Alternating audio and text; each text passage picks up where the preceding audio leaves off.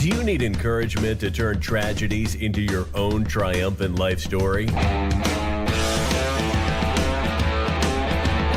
If so, this podcast is for you. Listen to powerful guests who have persevered through challenges so you can gain strength to build your championship life. The host of Professor of Perseverance podcast, Dr. James Perdue. Hey, come on in. It's time for us to get some fire me up information, give me some motivation. Again, grab one good gold nugget you can take with you and save it so you can use when your next difficulty comes in life to help you get through it. And like always, pay it forward, share it. Don't just hold on to that nugget. Give it away to someone else to help them get through everything. All right, I'm Dr. James Perdue, the Professor of Perseverance. It's time for the podcast. But before we get started, it's time for your 60 seconds of mojo. Sometimes we forget that we are the authors of our own lives. You get to decide what happens next. The amazing part, feel free, add plot twist, change your characters, upgrade your mindset, or even switch genres completely. And if you need to, you can always throw it away and start over, start fresh. Just remember, whatever you do, write an ending that's going to make you proud and fired up to continue on. Let's do this, rock star. All right, let's go and get started. We got our guest today is a fellow quadriplegic, C56 quadriplegic, Erin. Hey, Erin, how you doing? Good. How are you? I think we'll make it another day or two. Then we'll reevaluate everything. So, all right. So C56. I'm a C56. Complete or incomplete? I didn't see that. They told me I was complete, but I think I'm incomplete. All right. So you're a mixture. Yeah. Okay. I mean, so from there, they told me I'm an incomplete. Okay. Okay. All right, so Erin, let's go ahead and get started. We'll, again, both of the same level of injury, but we know that same level doesn't necessarily mean same function and everything else from there.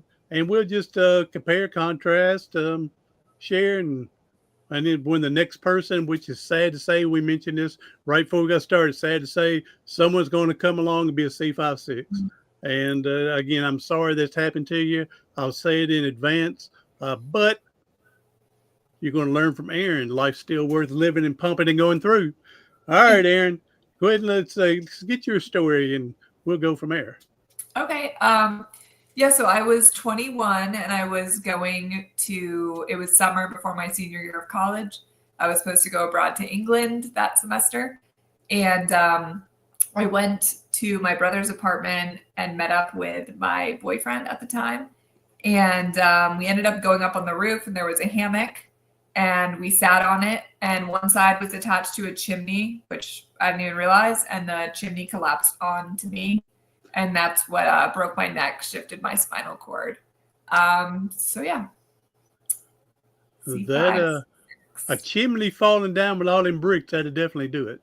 Yep. And now, you were on the hammock by yourself with your boyfriend. Did he get hurt? It actually fell when he sat next to me, but he didn't get hurt at all. Okay. Yeah, that's seems like that's how it always happens. The drunk driver doesn't get hurt.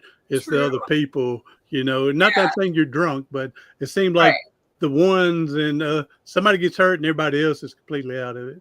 It's crazy. Yeah, it is. So, wow. So how many, you're talking a chimney. Does anybody ever guess about how much weight that could have been that may have fell on you? And did it fall on you on your chest and broke your neck? Yeah. Or did you roll?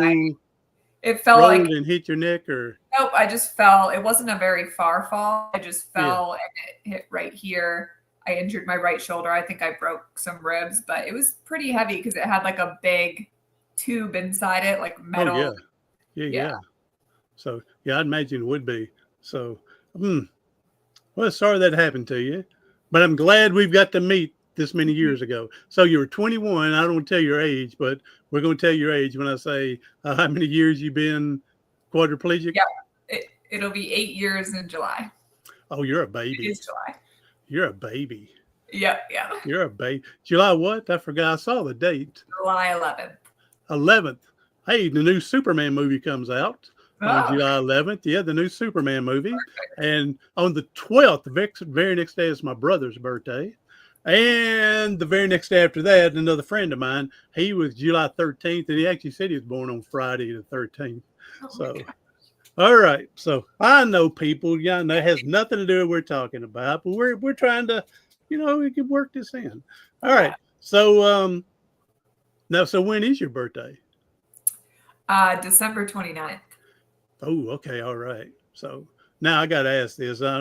I dated a girl many moons ago before I had my injury, and her sister's birthday was in December, and they felt like they got the wrong end of the shaft come Christmas time. Yes, I hate Everything's combined together. Hey, for your birthday and Christmas. Yeah, it's the worst. And I feel like, well, I'm from Maine originally, so there was always like a huge snowstorm and all my plans would get canceled. Oh, yeah. So, yeah. All right. So these bricks fell.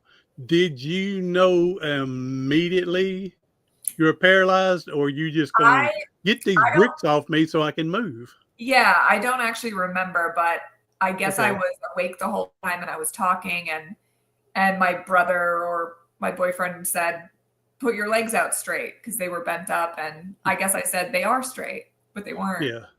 So they kind of figured it out pretty soon. Before but you did. Yeah, I didn't realize until 3 weeks later in the ICU. Yeah. Okay. Yeah, a minute ago when I said 8 years old, you're a baby, being disabled. I'm 42 years. 42 years. According to the doctors way back when I got hurt, I wouldn't make it to 42 years old. And I just turned 61 last month. So wow, that's crazy. That is crazy. So, all right. That's okay. So you didn't realize until 3 weeks later that you're paralyzed, basically. Yep. Yeah, I'm like you. When I got my neck broke playing football, when they hit me, I'm awake like you, conscious and everything. But I knew immediately that scary. when I heard the pop in my neck and we went down, and I tried to get up 3 times and lift my head, and nothing followed. And the only reason I had this idea is back when I was 12, 13 years old, my grandfather was in a nursing home, and I remember meeting JT, and he was a guy. JT was in his 30s in the nursing home at 30 years old, 30s, and he was in a car accident, totally paralyzed from his neck down. And I remember 12 or 13, he hollered at me to come hold a glass of water with a straw for him to get a drink. And so I remember laying on that campus that when I tried to get up the third time, I was thinking, man, I'm going to be 19 years old in a nursing home. Because I knew it immediately. Yeah. So I don't think I knew enough about like spinal cord injury. I don't know if I would have put it together what happened. Well, if I hadn't met JT, right. I might not have. Yeah. I might not have because after going through middle school, high school, I met some people in wheelchairs and muscular dystrophy as the school is, but I don't remember any spinal cord injury. So if I wouldn't have met JT, I may not have had a clue either. Yep. So, all right. So how long were you in the hospital? I was in ICU for like 3.5 weeks, and then I went to Spalding Rehab in Boston, and I was there for 3.5 months. Okay. And not that I've been to Spalding, but I have been in Boston. You're going to think our family's cursed. My older brother got 50% of his body burnt in a car accident, truck, and we live outside of Nashville, Tennessee, and he was sent from Vanderbilt to Shriners Burn Center in Boston to do all his skin grafting and things. Yeah. That's horrible. So, wow, our family was cursed. Yeah, seriously. So, all right. So 3.5 weeks in ICU. All right. Mine was 4 days. Wow. But then how Were long you in the hospital? How long were you in the hospital before you went to rehab?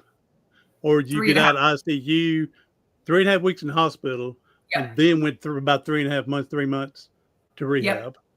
Okay, so they moved you quick then. Because even though no, I didn't have a tracheotomy. I think that's what you were getting ready to ask. Yeah. Yeah, I have a tracheotomy. Um, yeah, 4 days in there, and I tell people 4 days. I have no idea. I guess they had me drugged down so I wouldn't try to move or make things. So 4 days of my life wasted, and um, but I spent the next 3 months in the hospital to go to Birmingham, Alabama for only 30 days. Wow. So that's not to say that that's any better or worse than you, but Yeah, I yeah, was lucky that that my insurance covered me to stay so long because there were people that were being sent home that needed to be there longer than me that were like C1 and they would just be sent home. And I was like, they're not ready. yeah, exactly. Yeah, insurance is a wild critter to play or to mess around with. Yeah. Good gracious. And it's a shame that they basically have our lives in their hand. You It's know, scary. well, we won't pay for that. You're going to die. Well, we won't Yeah. pay for that. So, yeah, I've met another guy from Delaware, and I don't know about all the insurance thing. I just remember that I had a strong family support. My mom, brothers, a grandmother. My grandmother was a nurse, and so I had a good support system. But I remember Danny, met him in Miami in the Miami Project, Mhm. and when we got done with there, he was leaving there to go back to a nursing home. His Wow. family didn't let him move in with them and help take Oh, care of him. He was in a nursing home. Yeah. that's sad. Yeah, that was sad for Danny. So Yeah. all right. All right. So again, yeah, were they babied me for the next 3 days? I mean, Mm. the 3 months in the hospital, which I'm glad because I like the babyish, them taking care of me and doing for him. Yeah. And fell in love with old Vicky. Vicky, I'm still looking for you. 40 years later, Vicky, I want to say how you doing. All right, but I think the reason again, I got hurt in '83. You got hurt what again? 2017. 2017. I think the different times they didn't they you would think they would know more in 1983 than they did, but I think they're going, we don't know what the hell to do next, you Right. know. But in 2017 they knew, you're Yeah. stable, all right, it's going to get you to rehab. Yep. I think that would have been better for me to get on down there quicker too and see Yeah. other people with spinal cord injuries and learn 'Cause other things quicker. my ICU nurse, like I wasn't really ready to go. I was still on the vent, but she was like, if we don't get you out of here, like you're gonna get pneumonia. Like Yeah. she pushed me out as soon as she could. Yeah, because again, hospitals, they know certain things. They don't see a spinal cord injury every day. Yeah. Where the rehab you went to, this is their specialty. Yep. Yeah. So, all right. So I mean, you said about 3 weeks in the ICU is when you figure paralyzed. But when did the doctors and them finally tell you, Erin? So I guess they told me like for every day for like the first 4 days, and every day I would forget. So then I would cry and get upset. And so basically they were like, we're just not going to tell her anymore until she starts remembering what's going on. Mm-hmm. So I think it was like 3 weeks later that my parents had started a GoFundMe, or someone started it for us. And my sister showed me it and she was like, do you want me to read you it? And I was like, sure. And she read it to me, and it was in there that it said like my injury and stuff. And You said paralyzed? Yeah. And I was like it was hard because like I was happy because we had raised like quite a bit of money. So I was like grateful, but I was also just like, I didn't really understand what it meant. Yeah. Why would you want to lie to them like that? The only reason I can't move is they're making me not move. Yeah. Because like I just didn't get it at that time. Yeah, but that's okay. Yeah, I understand. Man, you got me thinking about Vicky. Vicky! So, all right. But yeah, I remember me asking, after they got me to the hospital, the local one, then they sent me 2 hours back to Nashville. Mhm. And I remember asking the emergency room doctor, I said, how bad is it? And he said, bad enough you'll never walk again, possibly not move from your neck down. And I Wow. said, that's pretty damn bad, isn't it? Well, And then, I well, couldn't. then I was going to say what I mentioned to you earlier when he left the room, cried a little bit. And then I remember mustering up the courage and then saying to God, God, if I'm the last person to get paralyzed, I'll take this. I'll be the one, Right. again, knowing I'm not going to be the last one, but I was plea bargaining with God that I'll sacrifice my life if you Yeah. don't do anybody else. Right. Sorry, Erin, it didn't work. Yeah, it didn't work. But yeah, I think that I probably would have asked more questions, but because I was on the vent, I couldn't talk. Mm-hmm. So I think that's probably like also why I didn't know for Now, so see, long. again, I was never on a ventilator, tracheotomy thing. So, what is that like for the one that's never I think it's experienced the it? worst, definitely the worst part of the injury, in my opinion. Like it's just it's painful. You can't talk, you can't eat. When you're on the vent, it's just really horrible because they have to suction you like every 30 minutes and it hurts. Yeah. Oh, I hated it. And I hated being on the vent because you can't talk. Yeah, I knew about the suction that happened, to get that mucus out. I hate it. Yeah, I knew that. Yep, and I can definitely see not being able to talk to communicate. And it's not like with our fingers, we can do sign language. Right. And we can't hold a pencil or a pen to Yeah. write with. So it's just like people reading my lips, really, is what it was. Yeah. So It's frustrating. That can, because again, if they read it wrong, you're going, no, I didn't want a suppository. Yeah. I said I was hungry. Exactly. The wrong end you're feeding. Yeah. All right. So so how long did you keep the ventilator? When did they remove that? They And removed it. please tell me how much greater that felt to finally be off that. Yeah, it was so great. They took it out in, I think, middle of August. So I really only had it for like maybe not even like a little over a month. Mm-hmm. So it was great to be taken out. They just in rehab just pulled it out. I was like, oh my gosh. And then it's just a hole. And they were like, yep, it'll just heal. And I was like, but when I breathe and I cough, like it's coming out of the hole. So I like wrapped it up. I hated how it felt. And I was on the feeding tube too. So that was great to get off. Oh wow. Yeah. I hated that. Like they'd always make me like over full and bloated. I felt sick. Yeah. So I got off those, I think, around the same time. And I felt way better. Well, I've never really thought of that, but I would imagine because of the ventilator tracheotomy, Yeah. you get the feeding tube as Yeah. well, because you don't want it interfering with your eating and goes down. What my mom used to say when I was 7 years old, oh, went down the wrong pipe, huh? So I guess, I didn't even think of that. Again, Yeah. I didn't experience the ventilator, so I wouldn't even thought about the feeding tube. Yeah. So, Sucks. okay. How was the first time mom and dad come in? Were they being strong with you? Didn't want to cry in front of you? They, of course, doctors already explained to them. Right. And now when they come in, they want to make sure not to upset you more. My mom was great. My mom was there every day. She never left. ICU, rehab. Like, I don't think I could have made it through without her. My dad didn't handle it as well. And he wanted to work. I think that's like how he was coping with it. So Yeah. I didn't see him a lot, but I had my mom and my brother. One of my brothers was really great. So I could see dad. I could see I'm the family provider.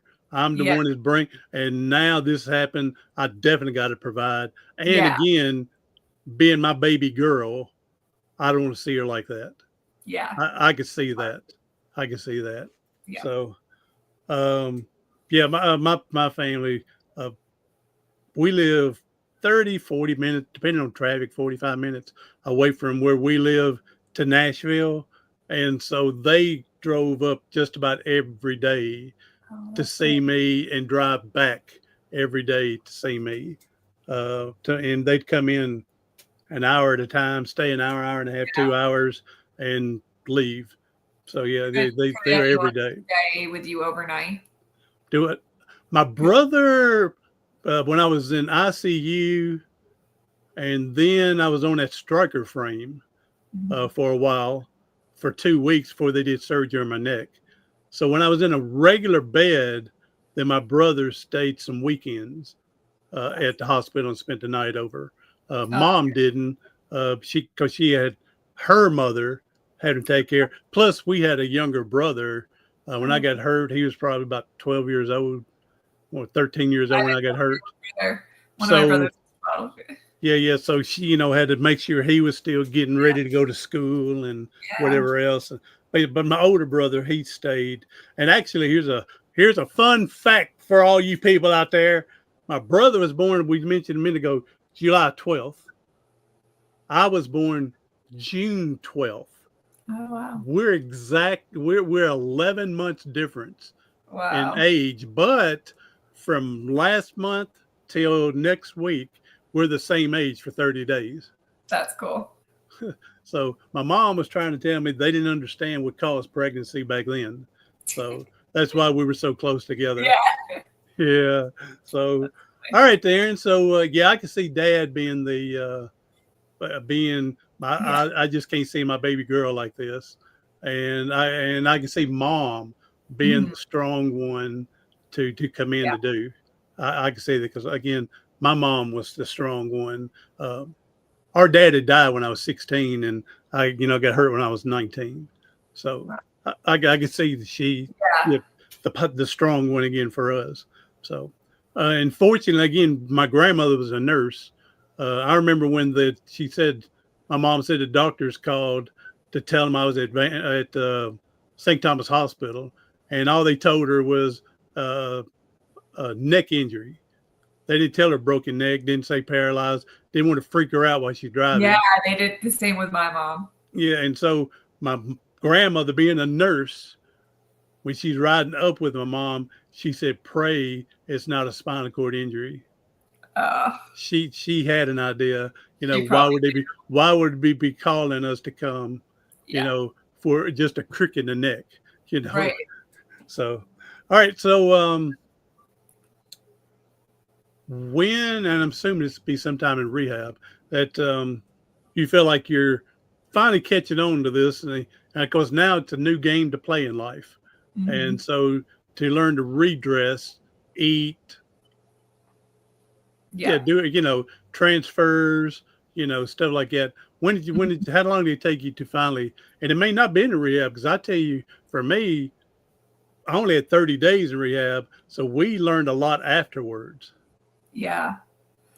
I did not learn that much in rehab because I was just such a mess. Like, I had a really bad shoulder injury. They said it was like a football injury, almost, like the way I got hit. And then because of that, like, I held my arm like this. So my right arm got very contracted. So that kind of like made it so I couldn't practice transfers. And then like my shoulders were so weak, I could barely move my arms at that time, and I couldn't even barely drive a power chair. So I wasn't like, mostly I was just doing like the stim bike and like standing frame type stuff in rehab. See, again, different times, I really believe if I was to get hurt today, I would be walking with the different techniques and technology, because you're talking to this stem bike. I'm going, what the hell is a stem bike? Right. We didn't do anything like that when I was. They didn't have that then. A standing frame. If they had it, they never suggested it from there. So this technology has advanced so much, and especially the medicine. I really believe stem cells is going to be a way to come up with this cure. I think so. All right. So you're in rehab for roughly 3.5 months, and again, I think we learned most of it after we got out of hospital and rehab. I mean, there's so much that they don't tell you once you get home, to do. That you got to find that on your own. and then meet up with a community because you got an app that you're doing that you're coming out you said next week. And so go ahead and mention this app real quick. Yeah, so it's called the 10% app, and it's basically for anyone in the disability community. And it's a social networking app, so it would kind of be like groups, events, like similar to like Facebook groups, but also like Reddit forums for like questions. And then you can post videos, and we're gonna have you like select, like if you want to, you can put like what your disability is, and then you'll have a ring around your profile picture that will be the color of your disability group. So like ours would be like that pink color for physical disability. So that way, like when you're talking to people, you could kind of know who you're talking to or what disability they have. And you'll be able to like click, like instead of just liking a post, you could click like if it was helpful. Kind of just trying to get people to like teach each other stuff.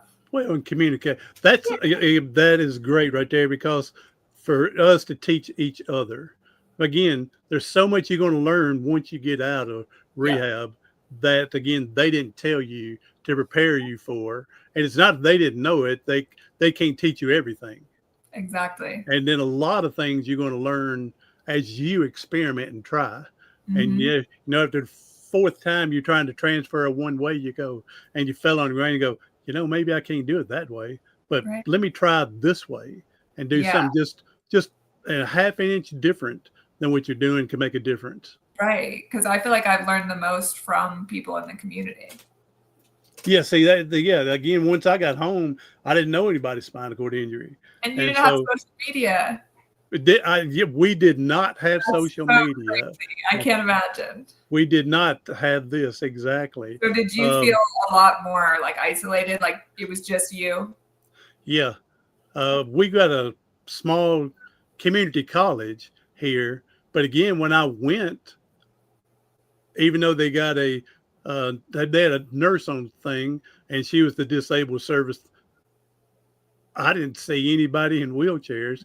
It doesn't mean they didn't have a TBI or an amputee. I did see a blind person, I think. They may have some, but I was the only wheelchair there. So even though I'm in college, I'm going, okay. Because, it's still in our small area. We didn't have. Now, when I went to Murfreesboro, the bigger city and everything, then I met up with other people in wheelchairs. And then we got to discuss and learn more from them. So, but we definitely didn't have the old social media back then. Our social media was picking up a telephone and calling. Yeah, I would have struggled without social media because a lot of people helped me that I met. Yeah. Now, which year we know we're both C5-6. Can you feel from your injury down? Do you have spotted areas? Spotted areas, like my left side, I have a lot more feeling like I have hip pain. Like I can kind of feel the side of my left stomach. Like it's weird, but it's not obviously normal sensation. But yeah. But yeah, so just chest down, and then I feel like my left side functions more as like C6, and then my right is more like C5. I don't really have like as good of wrist flexion. Yeah. But yeah. Here's a question. I've never asked another. Of course, you may be the first C5-6 compared to me that I've met. The others I've talked with are most of them are paraplegics. But so this is a question I've wondered. Before I got injury, I was left-handed, threw left-handed, ate left-handed, did everything left-handed. Now, after my injury, my right side is stronger. Yeah. And so now I eat and write and whatever right-handed. So now I've switched sides after being injured. So compared to you, have you switched? Yeah, so I was right-handed, and then my left side was stronger, so I'm left-handed now for pretty much everything. I would love to see a research on that to see how many people that's happened to. And of course, is it beneficial? Because now not only you're learning to redress and eat and drive and transfer, now you have to learn to rewrite. From there. And I feel like as my right side gets stronger, like there are things I do with my right hand, So I almost feel like I'm kind of like ambidextrous, but Yeah. mostly my left hand for important things because it's stronger. There you go. So mine. Yeah, we switched. So that I've wondered. Other. I Yeah. think it's very common. I mean, yeah, I would like to. Maybe I'll do a little googling here later. I don't know. Yeah. And that would be something interesting to see Yeah, how what type of percentage that switches. definitely. All right, Erin. So all right. So well, you went through your everything. When did you decide it's time for you?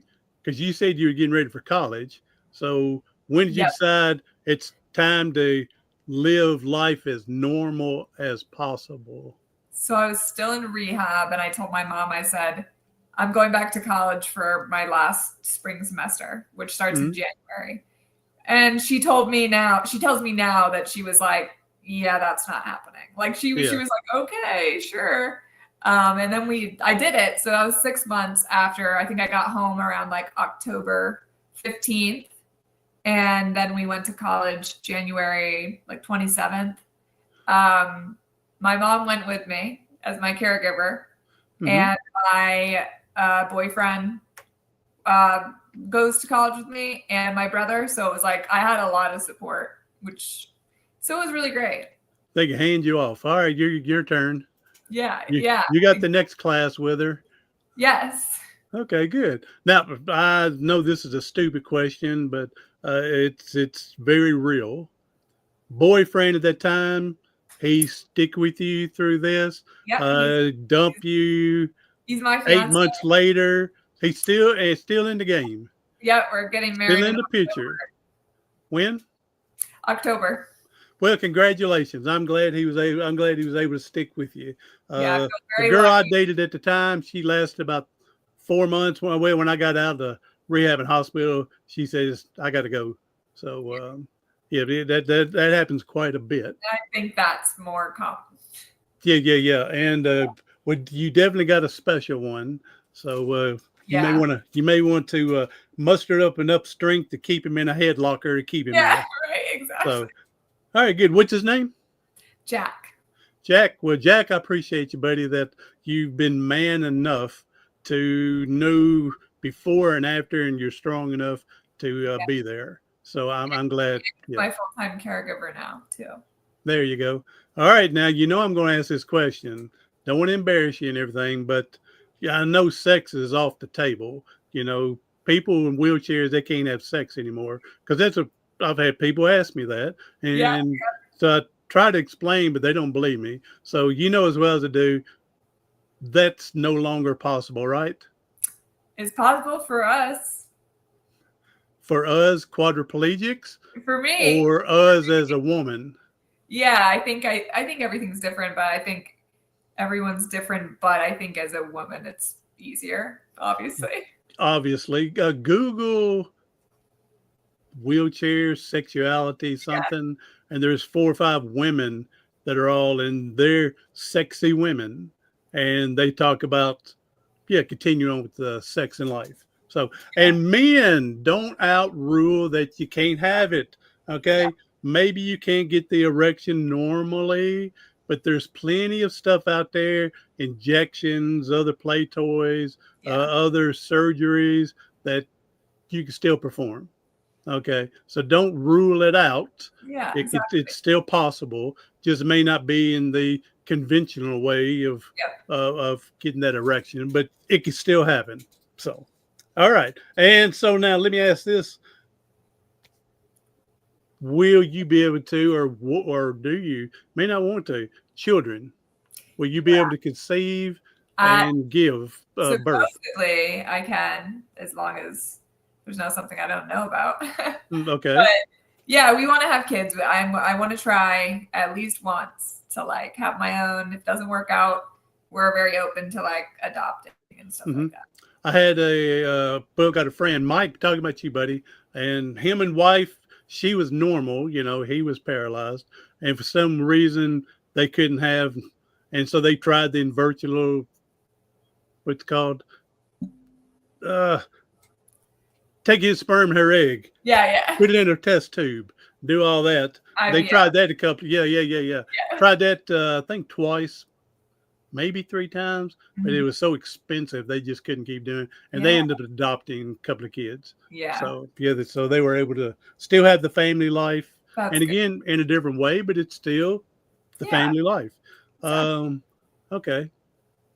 Let me see. What else you want to talk about? What else was going on here? Again, you got that app. Don't forget that app next week. Yeah. Okay, Yeah. it's called what? 10% what? Just the 10% app. We might change the name eventually. That was kind of our idea, was the 10%, like 10% of the world has a disability, but it has gone way up since we created that name. So I would think that it's higher than 10%. And maybe, I didn't know 10%. You're teaching me something, but with everybody coming back from Iraq and yeah, Afghanistan and it's like all the 30 or something now. yeah, I mean, because again, at least our society has grown up enough Hmm. that these people are out, with this alien leg, you Yeah. know, the blade, legs, where back then they used to try to make everything look exactly like your body part. And Yeah. they realize they're heavier than what they need to do Right. for their purpose. And so Yeah. now so I'm glad that they're bringing the stigma, Definitely. breaking it much more than we have Yep. back then. So Yeah. That's great. all right, Erin. So you went on to graduate to college. Yep. I got to like walk or roll across the stage. So that Uh-huh. was great. And then I had to finish a few credits after, but I just did it online. And then I really wanted to go to law school, and that I did take the LSAT multiple times, and I got into law schools, but not near my house. And so I was just like, I'm not ready to go live on campus again. So I'm still trying to get in, but in the meantime, I am in school online right now for my master's in mental health counseling, Uh-huh. because I would love to do mental health counseling like for disabled people or newly injured people and stuff like that. Yes. Yeah, because when I first got hurt, they were sending a counselor and me to talk to, and they were just staring at the wall because he's trying to ask a question, and I'm trying to answer his answer, not with me. Right. I wasn't ready for all that back then, No, and so big stigma. You're talking to a psychiatrist, and I a mental just feel like counseling. they're not going to understand what you're going through. So that Yeah. I never wanted to talk to them. Yeah. So, so that didn't go too well at that time. So, Same. all right, now I'm going to ask this tough question. Have you ever been life so down, kicked you down so far that you thought about ending everything? I haven't, like, I definitely, there were times where I'd say to my mom, like, why didn't I just die? Like, why, Yeah. like suffering, like when I was, had a really bad UTI or whatever. But I don't think I ever felt like I really wanted to do that. Like, I feel like I've been pretty lucky with my mental health. I don't think I've fallen into any like serious depression. So Mm-hmm. I feel grateful for that. There we go. Now, I was one of them. I didn't realize how bad I was depressed until I finally got out of it. Really? Yeah, I was one of them at the very beginning, and it was about 5 years. I went to 18 different rehabs trying to find that cure, and Wow. every time I come back, reject it, and then made it worse. But it was one of them where I had to fake it in front of my family because I don't want them worrying about me. And so when I go to bed, so because I don't want them worrying. So then I'm in bed at night and can't sleep, and you're thinking about everything. And it was finally when I decided after the 18th trip and nothing happened in 5 years, and I lied to my family and lied to myself, but Mm-hmm. that lie eventually became the truth. That I remember saying, um, not that I'm giving up on Yeah. trying to walk again, but if I'm going to have a good life, I need to go back to college and Right. get a degree, is what I felt. Yeah. And so at that time, it wasn't a lie. I said, we need to put it on the back burner and do well. Since then, I've never gone to a rehab trying to find a cure to walk or anything. Oh yeah. And so the lie eventually, which I was telling the truth, but it ended up being a lie. But it helped all of us move forward in life. And how old were you then? I forget. Again, I got hurt at 19, so you're talking 23, 24, Wow. you Yeah, know, young. but I finally did all that. Yep. That's hard. So, yep, the 18 different going, driving 18 hours away to have a 15-minute consultation to Wow. turn around and drive back, Yeah, or the Miami project. I was in that research for 3 months and then come back. And then, that was a good 3 months. It got yeah, me away from home in Tennessee, gave them 3 months without me so they can recover. And me learning I can live by myself yeah, yeah. there. So that was a good, even though we didn't come out with like I wanted, but it still Right. was good from there. That's So, great. all right. What's, I already know this answer. Mhm. What would you want if you can get one thing back from being paralyzed? What would you want? Like give back to the community? No. You personally, would you want to walk again? Be able to Oh, hug your fiance the tightest he's ever felt.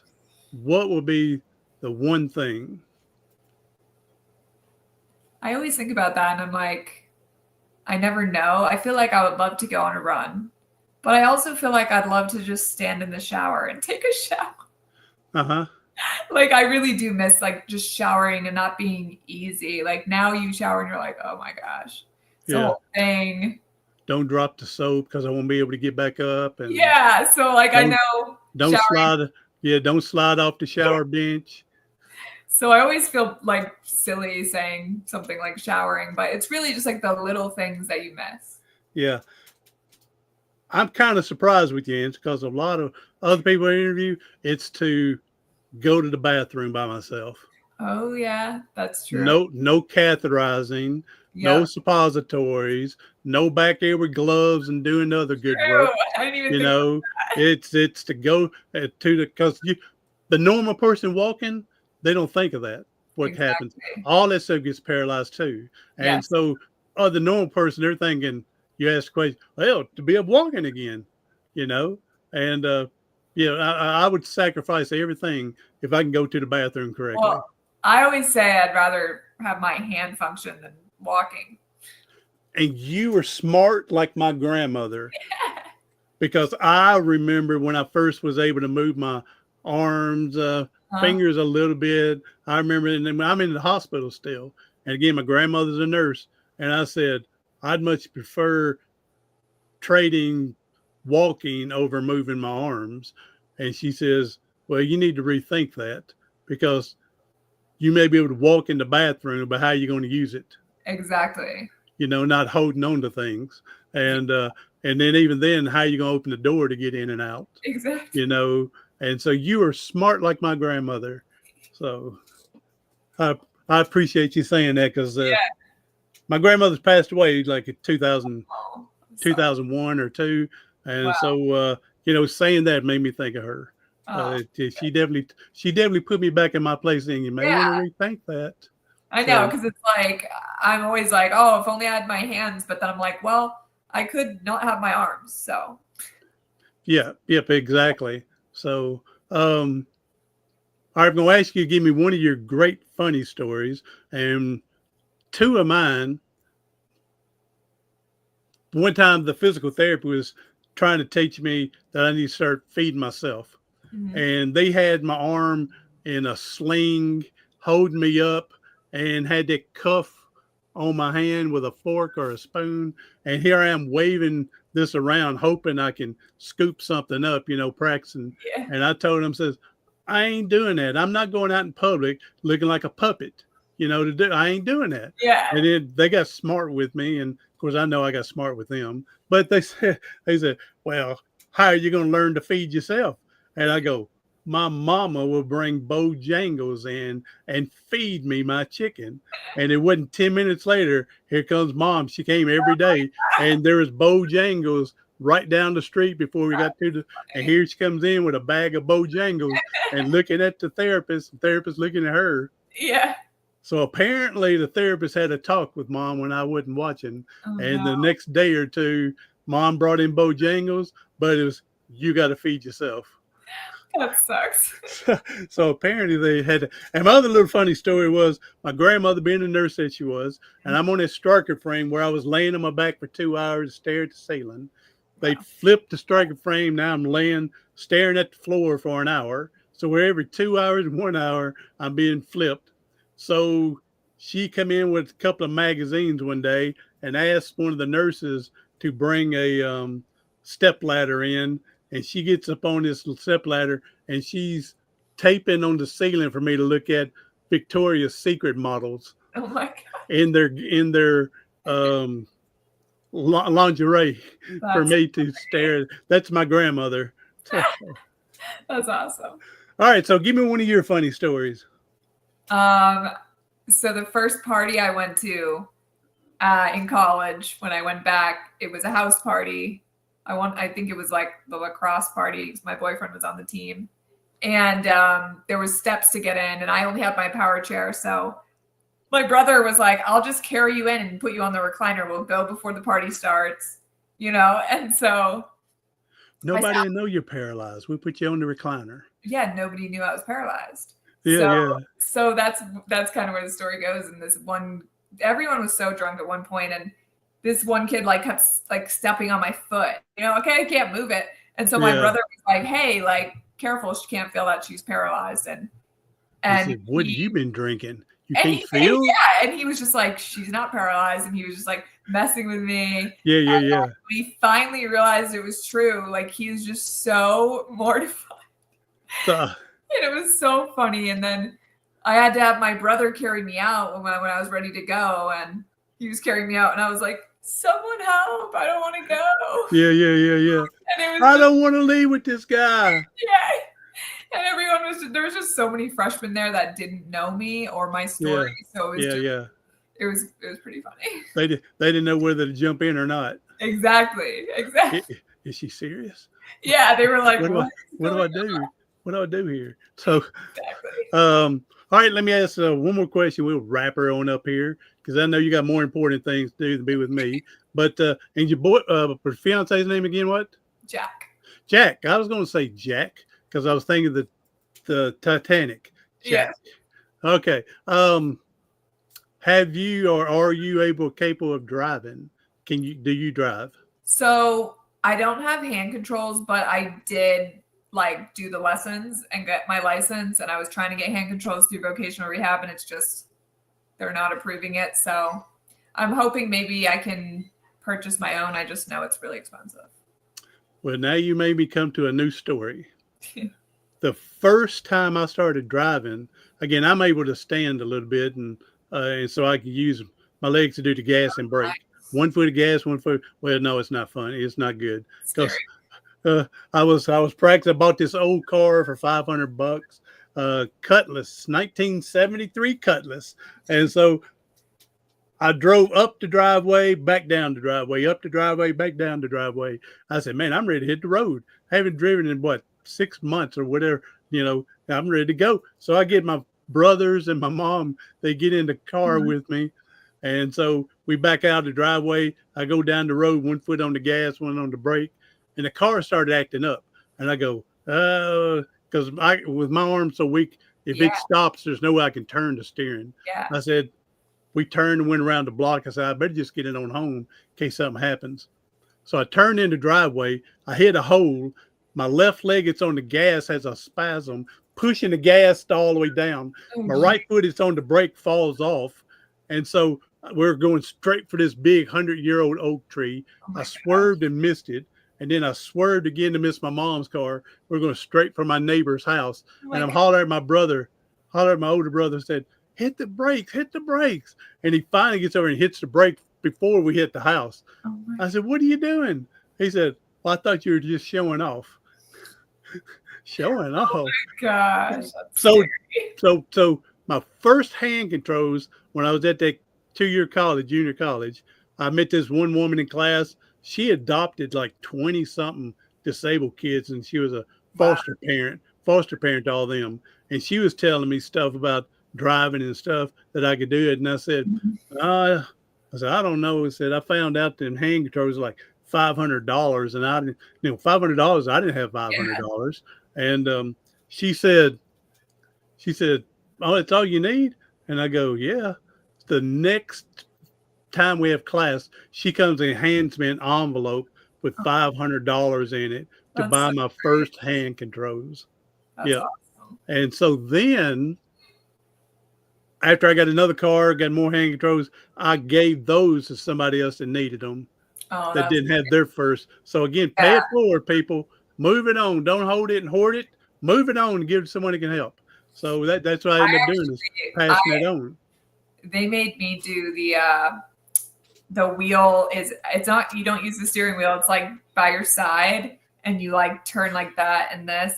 I hated it. If I get my own, I want to get like the little cuff where you do this. On the steering wheel. Yeah. So Yeah. I didn't know how much hand controls have advanced yeah, until 2 years ago. it's crazy. Yeah. I mean, because all I have is the arm that I push down for the gas into the brake. Yeah. I don't have the 3-prong thing for the Yeah. steering wheel. I don't have that. I don't need that. Tell you what, I got mine that came with my van. I don't use it. Let me get your address one day, and I had to get you a start to getting your hand Thank controls. you. But surely on Craigslist you can find a pair, pretty Yeah. cheap, I would think. So, Yeah, I gotta but yeah, I search. don't know how advanced. They're like, you're talking this little electronic thing by your hand. You don't have to touch the steering wheel now. And then you got Yeah. the other side, you can do the gas and brake, with your other Yeah. hand while you're turning with the other one, and you don't have to touch anything. I didn't realize that till Yeah, I then. have a friend that he can only move one hand a little bit, not his hand, but like his arm, and he drives a car with a joystick. Wow. I would So, be too scared to do that. wow. Hey, look up Google Sam Smits, SCHMIT. He was an Indy car racer and wrecked his car, and he was quadriplegic, all from Wow. his neck down. And now he owned his own Indy race uh, that he raced against everybody else. But the years ago, his crew come to him and said, "Hey, have you ever thought about driving again?" Again, Mhm. he can't move from his neck down, and he said, "No, well, I mean, I Yeah. can't do anything like you were talking." And they said, "Hey, if we can figure it out, would you want to try driving again?" And he says, "Hey, if I can't drive 100, I don't care to drive." They sure enough fixed his car up. Again, Sam Smith. Oh, that's cool. And they fixed a car. He can't move from his neck down. So they got he's a sip and puff. So his sip and puff works the gas and brake. Oh, that's And so they got a cool. radioactive waves come from the headrest that when he turned his head, it breaks the wave, and it'll turn the steering wheel left or right, depending on his head. And so That's he's awesome. got into a race going up this big old mountain. It's a big old race to do. And he did that one time Wow. with it, yeah. Now, obviously, he's got someone on the opposite side of his Right. car that can jump in and grab if they Yeah. need to. But yeah, his car has been designed for him to be able to drive, and he can't move from his neck down. That's So, cool. Sam Smith, check him out. All right, Erin, I appreciate you being here. I think we've got enough funnies and laughs to go for a little bit. So I appreciate you being on here. I'm Yeah. glad we got to meet. I'm sorry you went through everything, but I'm glad I got to meet the positive you Yeah. and the growing you. So, Thank you. hey, tell anybody your any websites you got, your social media. Again, everybody be on the lookout for the 10% app, Yeah. and we'll go. And again, I'll put this stuff in the show notes. Okay. Yeah, my Instagram is just Erin.Field.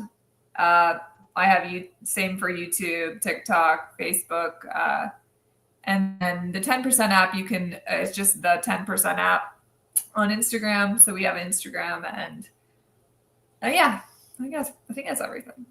That sounds good enough.